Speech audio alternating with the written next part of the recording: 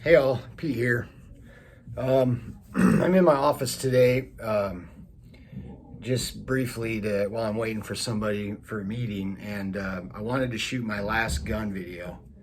Um, I know it's been a while. I've been promising this last one, and I wanted to get it done today. Kind of been watching what's been playing out in the media about everything about since the recent spree of shootings, and just wanted to wait a little bit till things cooled a little bit before I did this last one, and so here I am. So this will be my last one on gun policy, and I'm going to cover two things in this one. And the first thing I'm going to cover is kind of what I would be okay with policy-wise, what I think might help. And the second thing I'm going to go over is sort of in this whole argument or this whole discussion or this whole subject, I'm going to go over a few things that help promote good discourse and a few things that don't help promote good discourse. Okay. So that being said, before I start, I do want to say, like I said, I'm in my office today, and I get a lot of weird looks about my office because I'm a social worker and I work as a clinical social worker. So that means I work as a counselor, and my office is full of, like you can see a mountain lion on the back wall over there. I'm going to show you my office here. I've got pictures of trapping, and I got furs on the wall, and some outdoor scenes in those pictures. I got an FFA blanket, one of the mountain lions I shot a few years ago, and then there's all my diplomas. But I got John Wayne, and picture up there of me and my best friend when we were in high school holding that beaver that I trapped. And come over here, and I've got a trap on the wall, some more pictures of a fox. Picture up there is where we buried my dad's ashes. It's a picture of where we buried my dad's ashes. And I got my martial arts stuff and boxing stuff up on the wall up there. You can see it. And come down to my desk.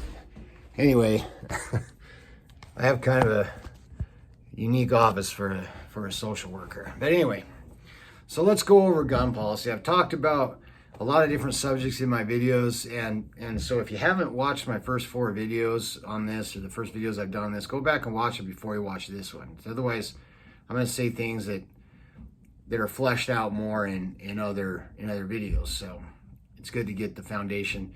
Second of all, remember, I'm not, these videos aren't meant to try to convince you. They're just meant to promote dialogue and to educate. Okay, so it's okay if you don't agree with me, obviously. If you want to leave comments, leave them. Just be nice. Don't be rude. If you're rude, I'll delete your comments. I have enough rude people in my life. I don't need more. So let's go over this. What would I be okay with policy-wise? Well, the first thing I'm going to say is that we have to harden the targets. I was in the military. I went to a bodyguard school. I understand about a hard target versus a soft target. And like I said in my last video, these lunatics that are shooting places up, they're picking soft targets on purpose. They're picking them because they are soft, because they can do the maximum amount of damage, create the maximum amount of shock, and have the least likelihood of something happening to them. And so that's why they choose schools and things like that. And however you feel about gun policy or what guns should or shouldn't be legal or any of that, the fact that we continually have people going into schools and shooting up schools, and we're doing nothing to harden our schools, to harden the targets, is ridiculous. Because we can all agree we don't want people going in and shooting up our schools. But we're sitting here waiting for government to come up with some kind of a solution, which may or may never come, okay? And which I don't know, personally, I don't know if there is a solution that can be legislated. I don't know, okay? I'm not convinced of that, okay? But in the meantime, we still have people going into schools. So why aren't we hardening the target? Why aren't we hardening the target? And it doesn't always have to mean hardening it with armed guards. Now, we can, and I think that would make sense, okay? but just having security at schools that observe, right, and report things that don't look right. I mean, this is common sense. Okay, we talk about common sense gun control. Common sense is if somebody keeps going through your back door because it's not locked and robbing your house, maybe lock your back door. Okay, so I think we need to harden the targets. We need to harden the targets. Our schools need to be harder to access. It needs to be harder for somebody to go in and shoot up a school. And as all this stuff that comes out about the shooting down in Texas comes out more and more, we're seeing more failures that could have been prevented with a hardened target. We're seeing a lot of law enforcement failures down there, which is sad, but we're seeing a lot of things that did tell us if with a harder target, this wouldn't have happened. Okay, we had doors unlocked, anyway. But armed guards, I think absolutely, I'm in favor of armed guards at school. And if you're not, you need to make a case why. Because what you're saying, I don't want people to go in and shoot up schools. Okay, I'm against that. But I'm not willing to protect the kids. I want to wait and wait for our government to come up with some solution. And in the meantime, any kids that get killed in the process, well, that's just too bad. Okay, and I hope none of my watchers feel that way. Because whatever policy comes down, until we know whether it works or not, I think we should protect the schools. Okay, it's just a no-brainer to me. All right, so we need to harden the targets. All right, beyond that, I'm fine with closing the so-called gun show loophole. I call it so-called because it only exists in certain places, okay? I've been to gun shows where I've purchased firearms and had to do a background check. The same one I have to do if I purchase a firearm at a store. So the gun show loophole is a very general statement that's used a lot of times by anti-gun folks without understanding that in most places that gun show loophole does not exist. Okay, so if we want to require that any gun purchases, you have to go through a background check with an FFL, which is someone licensed to sell firearms, fine, I don't care. That doesn't bother me. All right. Some gun owners might not like that I said that, but I really, to me, that's just a non-issue. It's fine. As far as policy, like making laws about firearms or purchases or things like that, I think I would be okay with a minimum age of 21 for certain weapons. Okay, I don't know that that's going to stop school shootings. I don't think that will stop school shootings. But what it might do is create an atmosphere of greater respect for for firearms in general.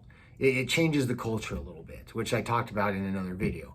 But changing that firearms culture a little bit to where, I remember waiting till I was 12 to take hunter safety, and I didn't get to shoot till I was 12. Well, that's not true. I did get to shoot, but I didn't really get to do anything with a gun on my own until I was 12 and had hunter safety. So I looked forward to that.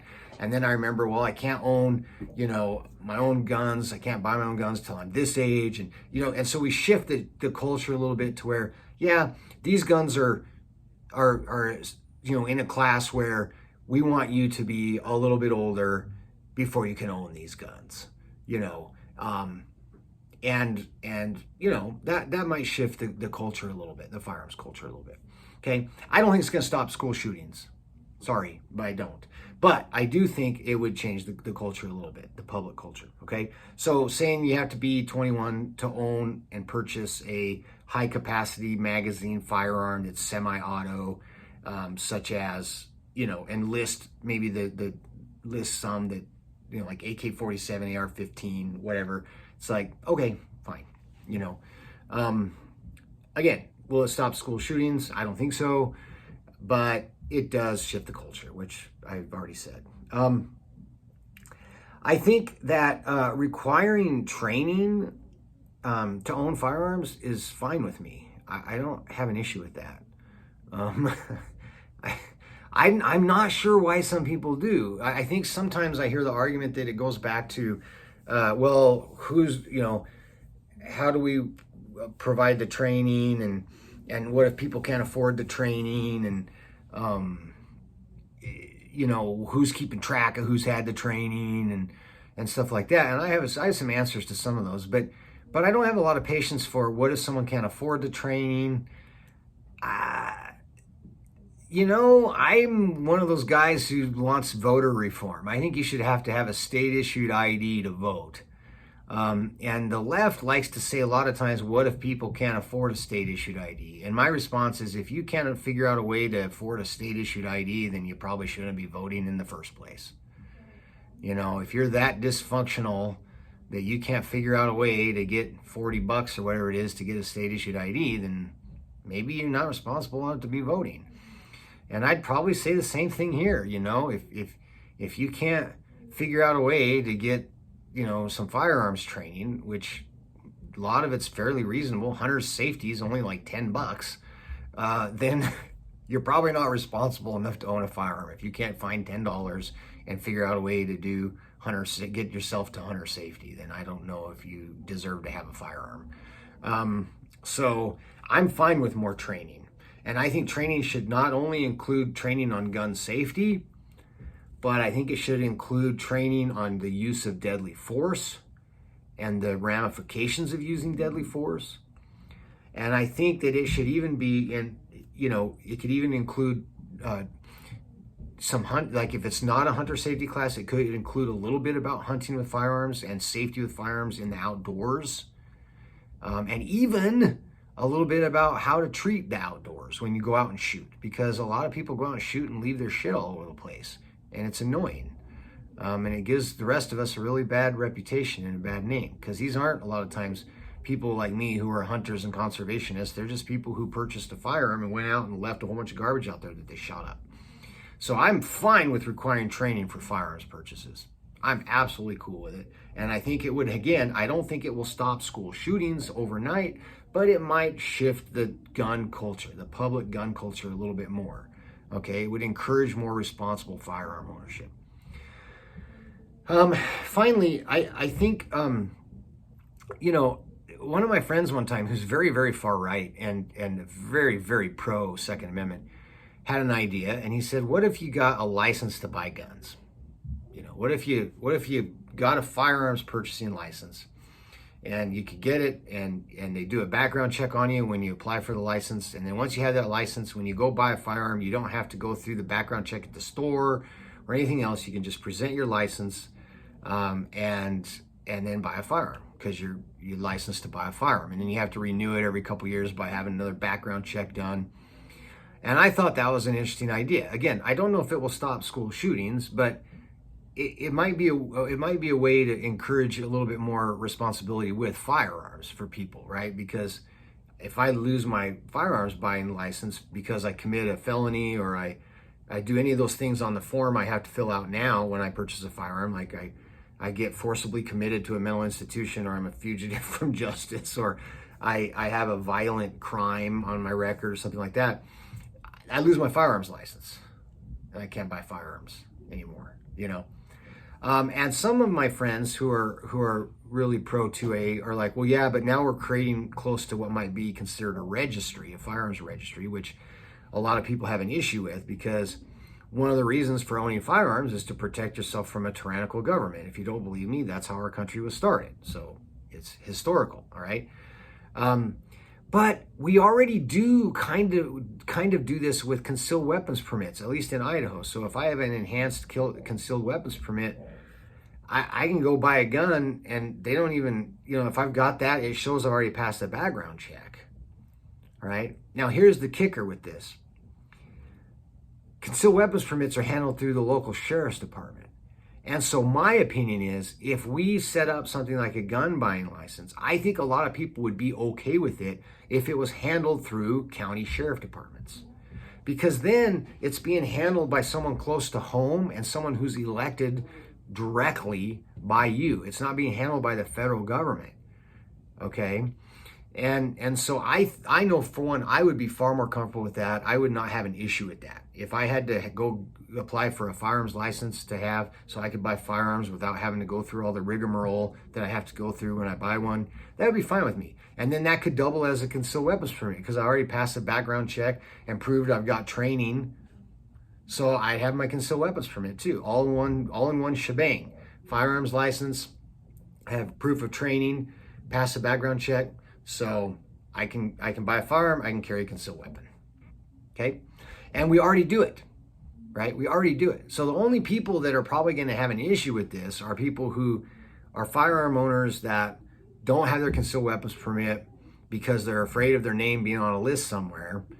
But almost all of the people I know that are firearm owners have their concealed weapons permit and don't have an issue with it. It's through the sheriff's department. And I know our sheriff. I see him around town.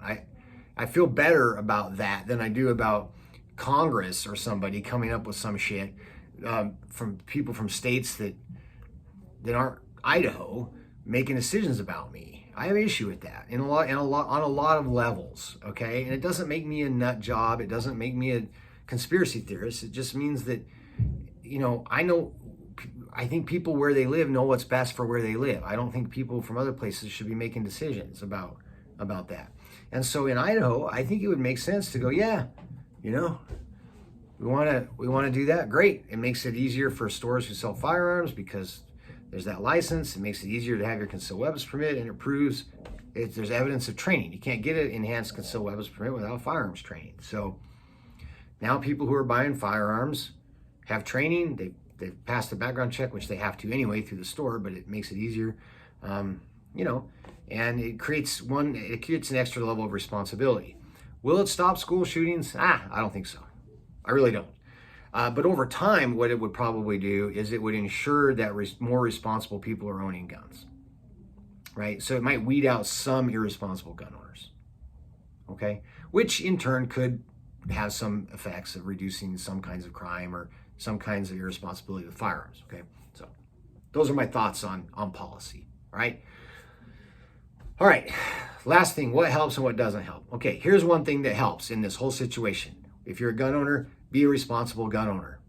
Keep your guns locked up. Don't be a jackass with your guns. Don't go out and do stupid stuff with your guns. Don't leave garbage out in the desert after you get done shooting your guns.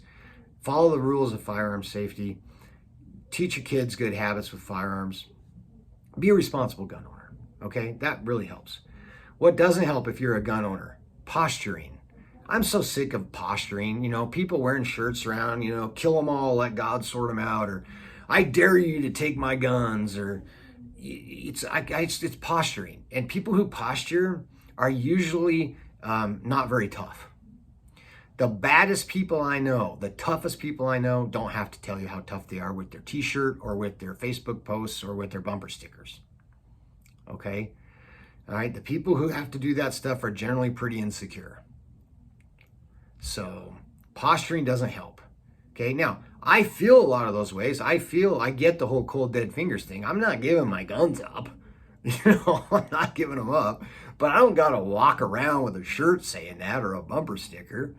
I already know how I feel about things, and I'm content and confident in myself about it. I don't got a posture about it, okay? So posturing doesn't help. Good training and shooting under stress is very helpful. If you're going to carry a concealed weapon, then learn to practice shooting under stress. If you don't practice shooting under stress, I don't think you should be carrying a concealed weapon. I don't care what. I just don't think you should carry concealed because that's why you carry it, is for some kind of an incident that goes down where either someone's coming after you or you're going to try to stop an active shooter, whatever.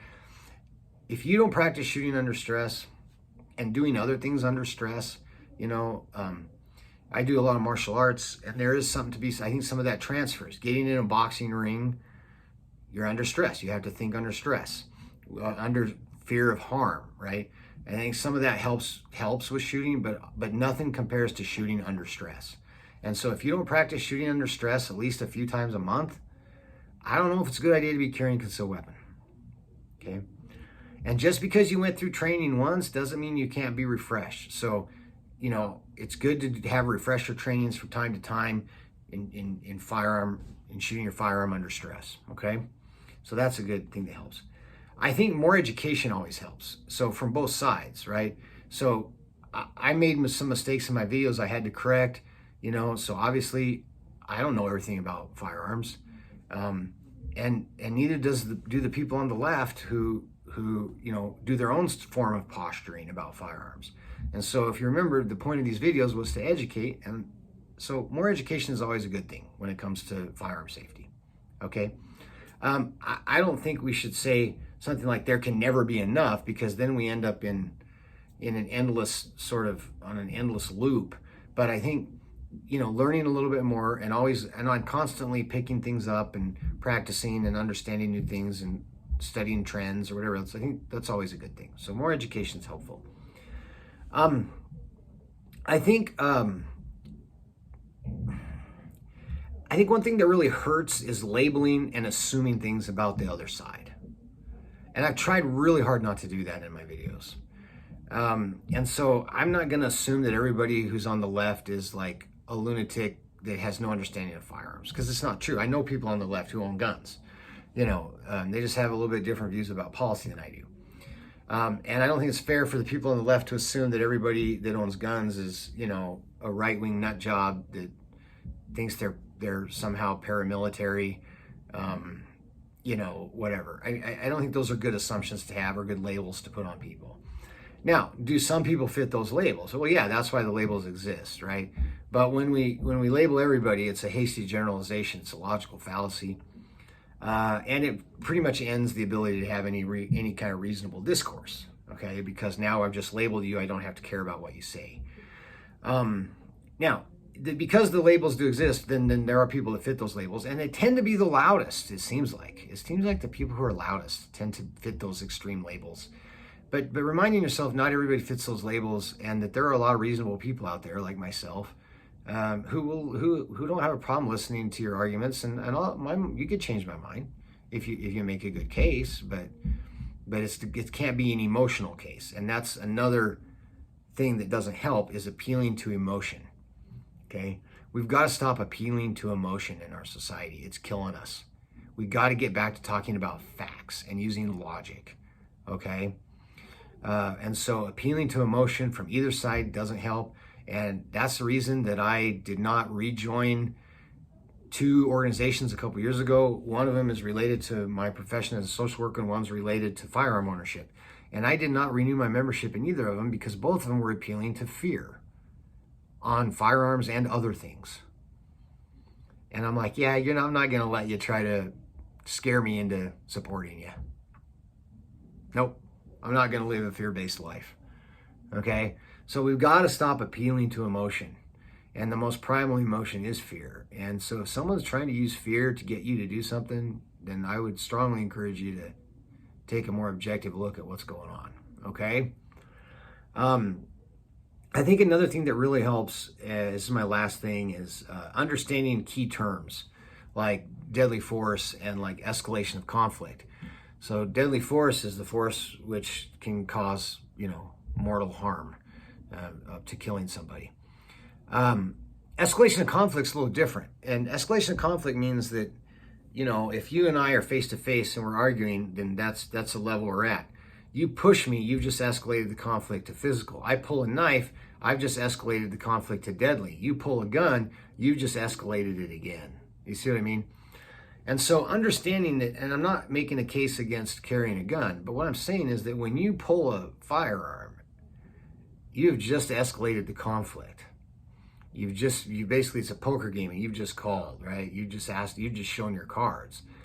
And so now you've forced that other person to make a decision. Either they have to back off, or they have to escalate the conflict, right? They've got to pull something equal. They got to pull their gun.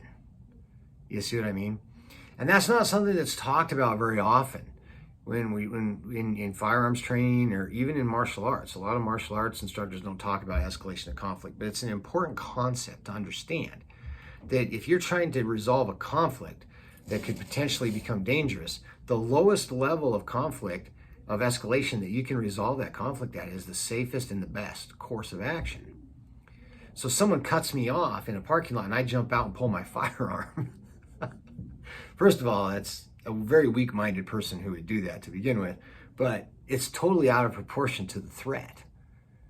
Does that make sense? Now, if someone pulls a firearm and points it at me or my family, I'm going to shoot them. Okay, my firearm's coming out and they're going to get shot because my firearm will only come out if someone's going to get shot. And that means that I have no other recourse for de-escalating this conflict.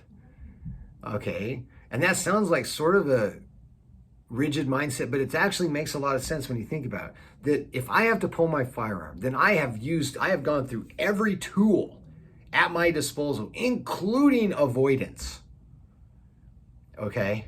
And I have no choice to defend myself or my family or someone else against serious harm or death.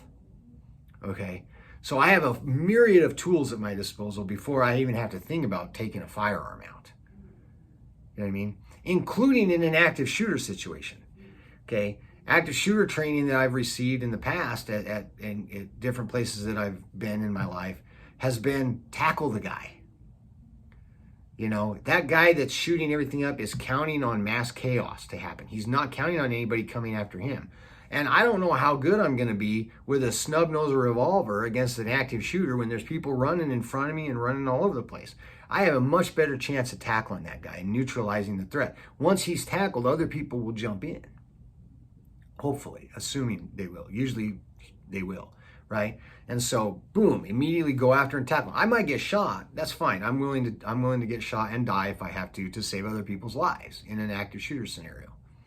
But I can get to that guy way, way faster than I can probably get my firearm out and get a clear front sight tip on him without anybody in the way and with nothing behind my target, right? Firearm safety, know what's behind your target. And, you know, under that kind of stress and get a shot that disables him, especially where a lot of them are wearing body armor now. So an active shooter response in that type of conflict, it doesn't necessarily mean I need to draw a firearm, but I can run at his ass and tackle him, you know, and that's going to neutralize it. And hopefully some other people will join in. If not, it gives enough time for people to get away. You know, will I die? Maybe. Yeah, that's okay. But when I carry a firearm, a concealed firearm, I know that I could potentially die if I escalate a conflict to that point, right? So if you're going to call yourself a sheepdog, and if you know what I'm talking about, you know what I'm talking about, then that means you're willing to die for other people. If you served in the military, you're a sheepdog. If you serve law enforcement, you're a sheepdog. You know, if you do search and rescue stuff, you're a sheepdog. You know, you're willing to protect and die for others. So if you're that kind of person, start thinking about an active shooter response that's most effective. And in a lot of cases, it's going to be running and tackling that guy, running straight at him and tackling him. Okay, probably far more effective than drawing a handgun in that situation. Imagine being in a school, kids are running everywhere, or being in a mall and people are running everywhere, and you're trying to shoot at an active shooter while he's firing rapidly, and people are running in front of you and behind him and everywhere else. Okay, so that goes back to shooting under stress too, right? If you can't do that on the range, on a human-sized target at 30 yards, you know, 20 yards, you probably shouldn't be doing it in a mall. You know, so those are some things that help and don't help, in my opinion. Again, I appreciate watching my videos. If you disagree with me, that's cool. Leave your comments. Just be respectful, and I will be respectful in turn. Appreciate the time you spent watching these videos that I've done about guns, and look forward to some more trapping and hunting videos coming up this fall. It's August, so we're getting close, and I'm excited. I am going to do some trapping this year, even though fur prices are down and gas is up, but I'll be doing some videos. So anyway, with that, I'll see you next time. Thanks for watching.